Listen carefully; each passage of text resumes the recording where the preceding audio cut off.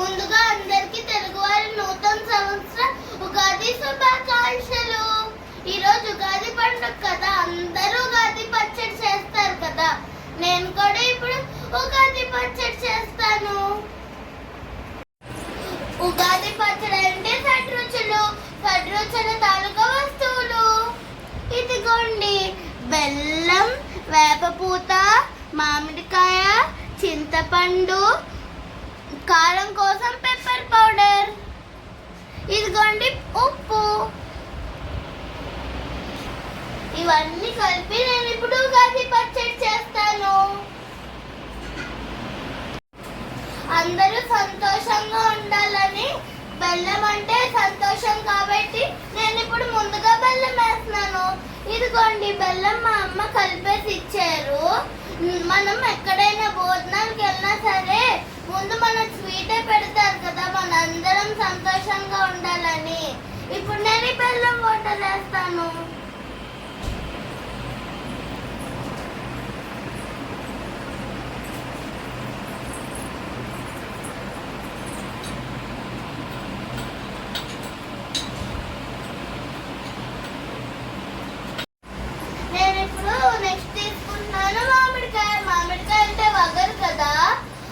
మనం సమస్యల్లో ఉన్నప్పుడు మనం ఎలా బయటపడాలో గుర్తుగా ఈ మామిడికాయ బదులు మా అమ్మ ఇదిగో ఈ కట్ చేసిన మామిడికాయలు ఉన్నాయి.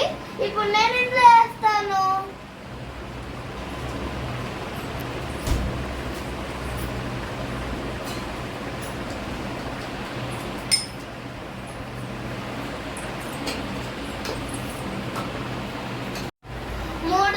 చింతపండు.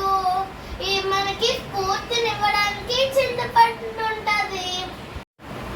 చింతపండు పుల్లగా ఉంటది కదా, చింతపండు మనకి స్ఫూర్తినిస్తుంది. అది తాలూకా చింతపండు వాటర్ని మా మమ్మీ కలిపి ఉంచారు. ఇది మూడవ వస్తువు.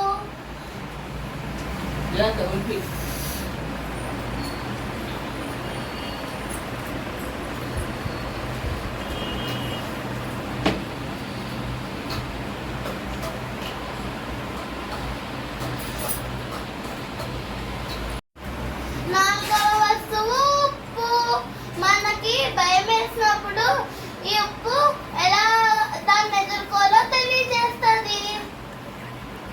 మనకి ఇంకా ధైర్యాన్ని కూడా ఇస్తుంది. ఇప్పుడు నేను ఉప్పు నిండా వేస్తున్నాను.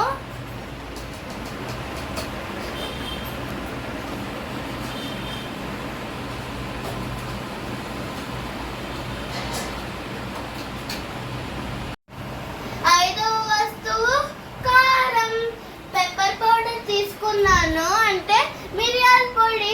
మనం చాలా కోపంగా ఉన్నప్పుడు ఎలా శాంతంగా ఉండాలో ఇది తెలియజేస్తుంది. ఇప్పుడు నేను దీన్ని ఈ పచ్చడిలో వేస్తాను.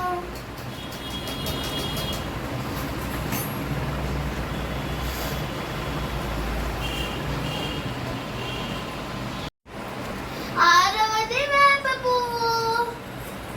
మనకి చాలా బాధగా ఉన్నప్పుడు ఈ చేదు మనల్ని ఆ బాధ నుంచి బయటకు తెప్పిస్తుంది. వేప పువ్వు అందుకు. వేప పువ్వు ఇంకా చాలా డిసీజెస్ ని నివారిస్తుంది. ఇది నేచురల్ మెడిసిన్ కూడా. ఇప్పుడు నేను దీన్ని ఉగాది పచ్చడిలో వేస్తాను.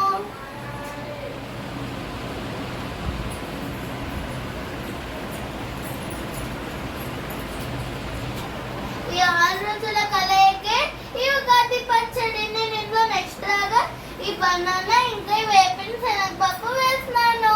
ఇప్పుడు నేను దీన్ని వేస్తాను.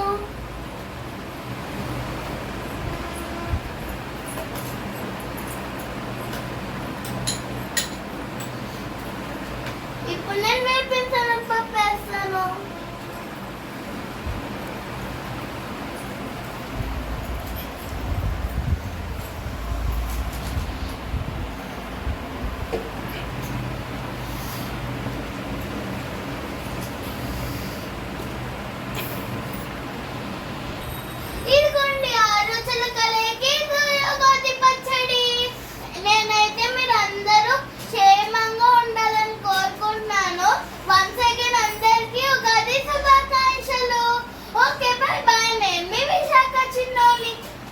like and subscribe.